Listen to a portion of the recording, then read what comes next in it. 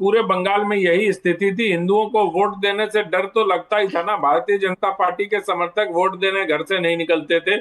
हमने ये देखा है ना, कौन सा एक मंडल होता था उधर शांति निकेतन के तरफ, उसका जो खौफ था वो उसके कारण मतलब क्या होता था कि लोगों को घर में सुबह कह दिया जाता था कि भाई आप वोट डालने नहीं जाएंगे, आप अगर वोट डालने जाएंगे तो आपको परिणाम भुगतने पड़ेंगे। इसका नतीजा क्या होता था कि लोग वहां वोट ही नहीं डालने जाते थे। इस बार पहली बार 1972 के बाद चुनाव आयोग ने पश्चिम बंगाल में एक भयमुक्त वातावरण दिया, जिसके कारण सभी लोग मतलब ड्यू स्पिरिट ऑफ कॉन्स्टिट्यूशन वहां लागू हुआ। मुझे लगता है इसके पहले 1972 के पहले जो भी चुनाव होते होंगे, लेकिन 72 में सिद्धार्थ शंकर राय के नेतृत्व में जो चुनाव हुआ वहां से जो हिंसा की शुरुआत हुई, उसको उस लिगेसी को लेफ्ट पार्टी ने आगे बढ़ाया, उस लिगेसी को ममता बनर्जी ने आगे बढ़ाया।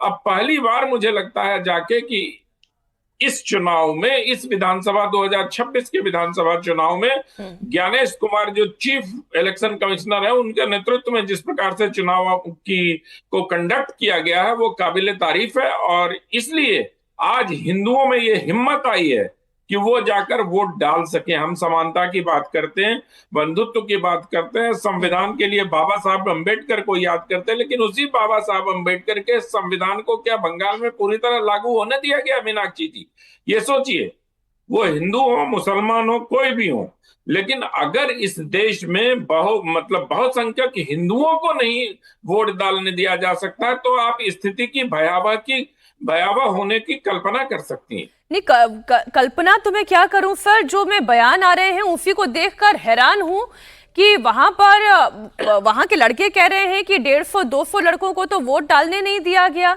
उन्हें घर से निकलने नहीं दिया गया, और जहां पर वोट डालने के लिए गए भी वहां पर बीजेपी के नाम के आगे टेप लगा हुआ था। आज ये जितने पैरामिलिट्री के फोर्सेस यहाँ पर तैनात है, ये हमेशा थोड़ी ना तैनात रहेंगे सर। एक बार फिर से रीपोलिंग होने वाली है, एक फिर से यहाँ पर चुनाव होगा, फिर नतीजे आएंगे। वो तो कॉन्फिडेंस के साथ अभिषेक बैनर्जी कह ही रहे हैं ना कि एक नहीं 10 जन्म लग जाएंगे ज्ञानेश कुमार को, डंके की चोट पर वो कह रहे हैं। ये मॉडल काम कैसे करता है जरा दर्शकों को ये मैं समझाती हूँ। ये जो हम चर्चा कर रहे हैं ना, ये आपके लिए समझना इसलिए जरूरी है कि अगर आप इस वक्त उत्तर प्रदेश में बैठे हुए हैं, दिल्ली में बैठे हुए, बेंगलुरु में बैठे हुए, किसी महानगर में आप है ना, तो आप ये दर्द समझ नहीं पाएंगे। लेकिन वहां जो फलता में वोटर है, उसका दर्द और उसका डर क्या है वो आपको इस सिस्टम से समझ में आएगा।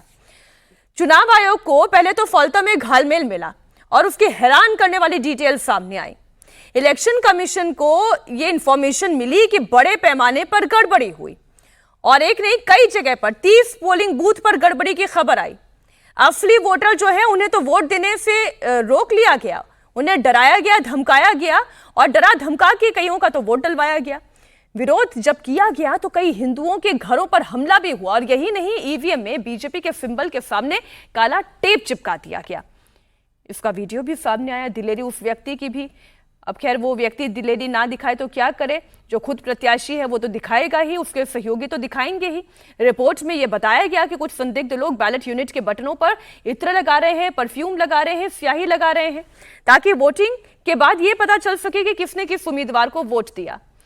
और चुनाव आयोग ने 29 अप्रैल को हुई वोटिंग के वीडियो टेप को भी जब खंगाला, उसे देखा, पढ़ा, समझा तो बहुत सारी गड़बड़ियां मिली। कई वोटिंग सेंटर पर वीडियो रिकॉर्डिंग तो लंबे समय तक के गैप में दिखाई दे रही है। मान लीजिए 7 बजे पोलिंग शुरू हुई और सीधा 12 बजे से आपको रिकॉर्डिंग दिखाई दे रही है। बीच में 3 घंटे क्या हुआ इसके बारे में कोई अपडेट नहीं, कोई जानकारी नहीं। स्टोरेज चिप्स या तो खाली हैं या उनमें किसी और चुनाव की फुटेज दिखाई दे रही है। वोटिंग के सबसे बिजी आवर की तो रिकॉर्डिंग ही गायब है। अच्छा, कंपेनियन वोटिंग यानी कि किसी और की मदद से वोट डालना, नियम का गलत इस्तेमाल हुआ। इसके अलावा बिना इजाजत के लोगों का वोटिंग कंपार्टमेंट में जाना, पोलिंग अधिकारियों का वोटर्स को निर्देश देना या फिर बूथ में घुस जाना, एक साथ कई लोगों का वोट डालने के लिए पहुंच जाना, जिससे गोपनीयता के नियम का भी टूटना तय है। फलता में वोटिंग वाले दिन कुछ लोग तो बार बार अंदर आकर वोटिंग में दखल अंदाजी कर रहे थे या फिर खुद वोट डाल रहे थे और अलग अलग पहचान के नाम पर फर्जी वोटिंग भी हुई और अधिकारियों ने इसे रोकने के लिए कोई ठोस कदम नहीं उठाए। अब अधिकारियों को भी इस बात का तो डर होगा ना दत्ता जी कि आज जो वो वहां पर बैठे हुए हैं या जो पोलिंग एजेंट्स बीजेपी के भी वहां पर मौजूद हों, हालांकि मेरे सोर्सेस तो दत्ता जी ये भी बता रहे हैं कि फौल्ता में तो ऐसा ऐसा माहौल है डर का कि बीजेपी के तो पोलिंग एजेंट्स भी वहां के पोलिंग बूथ पर मौजूद नहीं थे। वो तो जब प्रत्याशी जा रहे थे अलग अलग पोलिंग बूथ पर, तब उन्हें पता चला कि भाई इतनी इतनी गड़बड़ियां हो रही हैं, और फिर जब वीडियो टेप्स खंगाले गए तब भी समझ में आ गया। नहीं, बिल्कुल सही बात है। और मैं समझता हूं कि फाल्ता की तरह बहुत सारे ऐसे कॉन्स्टिट्यूएंसी है जहां पे पोलिंग एजेंट, विपक्ष के पोलिंग एजेंट को बैठने नहीं दिया गया, या फिर जो लोग बैठे भी हैं उन लोगों को मार मार के भगा दिया गया। और पिछले बार तो बहुत हुआ था, इस बार छिटपुट घटनाएं हैं इस तरह के, पर फिर भी हुआ है इस तरह की चीजें।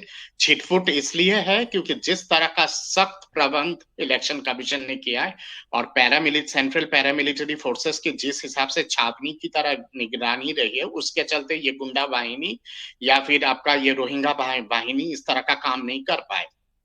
अभिषेक बनर्जी से, अभिषेक बंदोपाध्याय से लोग तो ये सवाल जरूर पूछेंगे ना, आज के डेट में अगर काउंटर मांड किया गया है और रद्द किया गया है फाल्ता का चुनाव, और दोबारा अगर वहां पे चुनाव अगर होगा, तो कहीं ना कहीं, और इतने सारे लोग जो वोट नहीं दे पाए, जिस तरह का भय का माहौल है, जिस तरह का रक्त रंजित माहौल है, वहां पे किसकी विफलता है? आपकी विफलता है, आपके पुलिस प्रशासन की विफलता है, आपकी जो सांगठनिक ढांचा है वो जिस तरह का हाहाकार मचाया है उसके चलते ये विफलता हुआ है। लोग इतना असुरक्षित क्यों महसूस करते हैं? चाहे आपको वोट दे, चाहे विपक्ष को वोट दे, हर किसी का जन्मसिद्ध अधिकार होता है वोट देना, और उससे अगर वंचित किया जाए तो अभिषेक ये बनर्जी का बयान तो दत्ता जी ऐसा लग रहा है कि जन्म सिद्ध अधिकार है उनका डायमंड हार्बर मॉडल का विजयी होना। मुझे तो उनके बयान से ऐसे लग रहा है कि वोटर का अधिकार नहीं है, अभिषेक बनर्जी का जन्म सिद्ध अधिकार है। अनंत जी। मीनाक्षी जी, देखिए, अभिषेक बैनर्जी उस, मतलब क्या कहते हैं, उस सामंती व्यवस्था से आते हैं जिसमें परिवार का कोई मुखिया सत्ता के शीर्ष पर होता है और उसको चांदी के चम्मच में डालकर सत्ता उनके मुंह में डाली जाती है।